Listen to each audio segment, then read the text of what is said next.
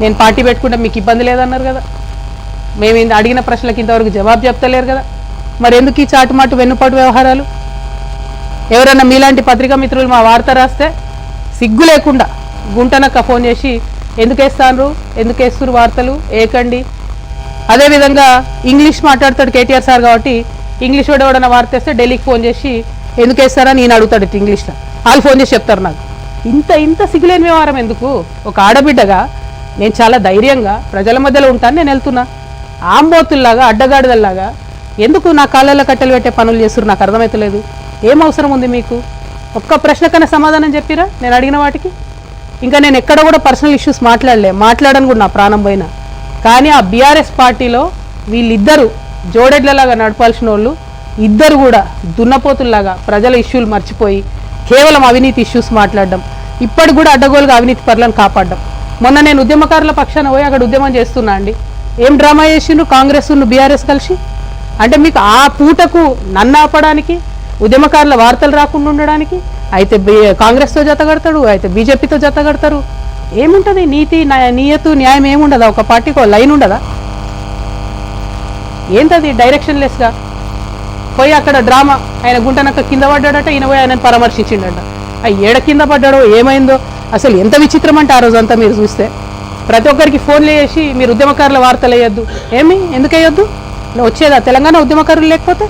మీరు మాట్లాడతలేరు. నేను ఒత్తిడి తెస్తున్నా కాంగ్రెస్ ప్రభుత్వం మీద ఉద్యమకారులకు ఇచ్చిన మాట చేయాలని. మీకేం ప్రాబ్లము? మీరెందుకు అడ్డుపడతారు? ఇవాళ అడుగుతా ఉన్నా నేను. 1400 కోట్లు ఇవాళ బీఆర్ఎస్ పార్టీ అకౌంట్లు ఉన్నాయి కదా, అవి క్విట్ ప్రో కింద వచ్చినాయి కాదా? అవినీతి సొమ్ము కాదా? ఆంధ్ర కాంట్రాక్టర్లు ఇచ్చినాయి కాదా? పంచండి. అవినీతి సొమ్ము అంతా కూడా అమరవీరుల కుటుంబాలకు పంచండి. కుటుంబానికి ₹1 పంచండి. రండి, పంచిన తర్వాత అప్పుడు గ్రౌండ్లకు రండి, నాతో సమానంగా ప్రజల మధ్యలోకి వచ్చి నిలబడండి. ఇలా ఒంటరిగా నేను పోరాటం చేస్తుంటే మీరందరూ డబ్బులు పెట్టుకొని వచ్చినటువంటి అనేకమైనటువంటి అవినీతితో వచ్చినటువంటి అనేకమైన అంశాలను పెట్టుకొని నన్ను ఇబ్బంది పెడతారేంది? నిన్నగాక మొన్న కేటీఆర్ గారు ఒక పేపర్ కొన్నారు 128 కోట్లు, దాదాపుగా అంతే 188, 188 కోట్లతోని పయనీర్ అని ఇంగ్లీష్ పేపర్ కొన్నాడు ఆయన. అంటే ఇక తెలుగులాడిన అబద్ధాలు జాడదు అన్నట్టు ఇప్పుడు ఇంగ్లీష్లో కూడా అబద్ధాలు ఆడతారు అన్నట్టు.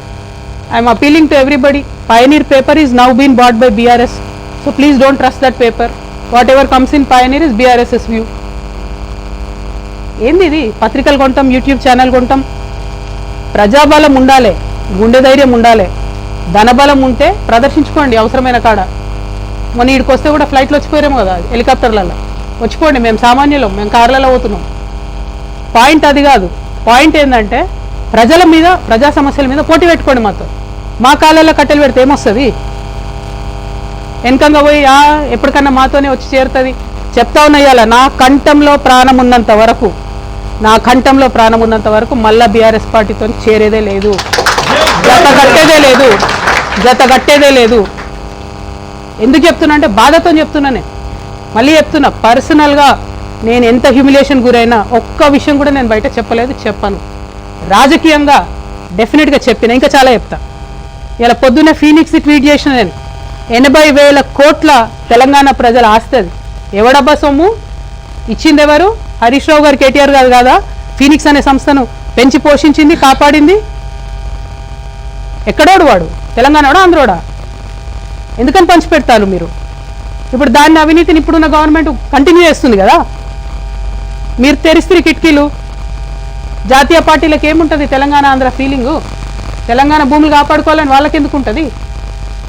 వాళ్ళు వచ్చి డోర్లు తెరిచిరు ఇవాళ అవినీతికి. 33 లక్షల టన్నుల కలప అండి కొడతాడు వాడు, ఫీనిక్స్ కంపెనీ వాడు. 10 కేసులు పెట్టింది ఫారెస్ట్ డిపార్ట్మెంట్. సింపుల్గా ఫైన్ కట్టి పక్కకి వెళ్ళిపోయాడు. కొట్టచ్చా? 33 లక్షల కలప హైదరాబాద్ నగరం నడిబొడ్డున ఎడ దొరుకుతుంది అంత గ్రీనరీ? ఇవ్వడానికి వీళ్ళకి లేదు. కేసు పెట్టిన ఫారెస్ట్ డిపార్ట్మెంట్ కూడా ఇంతవరకు కుయ్యంటలేదు, కయ్యంటలేదు. మేము మొదలుపెట్టాం. నేను చెప్తున్నా, భూ పోరాటం, భూదందా, భూ కబ్జా నేను ముందే చెప్పిన. 2014 నుంచి తెలంగాణ వచ్చినప్పటి నుంచి నేను అధికారంలోకి వచ్చేదాకా అన్ని రివ్యూ చేస్తాం. కేసీఆర్ గారు గవర్నమెంట్ ఇచ్చింది రివ్యూ చేస్తాం, రేవంత్ రెడ్డి గారు గవర్నమెంట్ ఇచ్చిన భూములు కూడా రివ్యూ చేస్తాం. తెలంగాణ ప్రభుత్వ భూములు, తెలంగాణ ప్రజల భూములు, ధార్మిక సంస్థలకు సంబంధించిన భూములు అప్పనంగా తింటున్నటువంటి భూములు అన్నీ కూడా కక్కిస్తాం చెప్తాను, ఒక్కరి కూడా వదిలిపెట్టాం. మీ ఫ్రెండ్స్ కావచ్చు, మీకు ఎవరన్నా కావచ్చు, మీ బిజినెస్ పార్ట్నర్లు కావచ్చు.